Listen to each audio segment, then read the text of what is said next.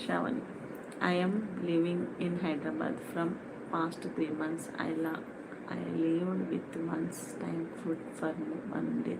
Sometimes I got suicide thoughts and nearly lost 10 lakhs in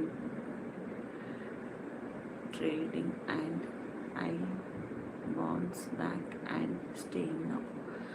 wow Shravan గారు, ఇంత బాధ పెట్టుకొని మనసులో అంత నవ్విపించారండి మీరు.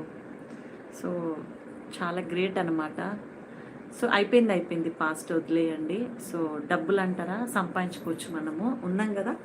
సో మనీ మనల్ని సంపాదించలేదు, గుర్తుపెట్టుకోండి. మనం మనీని సంపాదించవచ్చు. సో నేను ఒక తమ్ముడిని లాస్ అయినట్లనే, వాడు అప్పులు చేసుకొని ఇంట్లో నాకేం చెప్పకుండా సూసైడ్ చేసుకుంటూ. సో ప్లీజ్ శ్రవణ్, అలాంటి మాటలు మాట్లాడద్దు. సో మళ్ళీ పుట్టావు కదా, సో హ్యాపీగా బతుకు, ఓకేనా. సో గతమంతా వదిలే.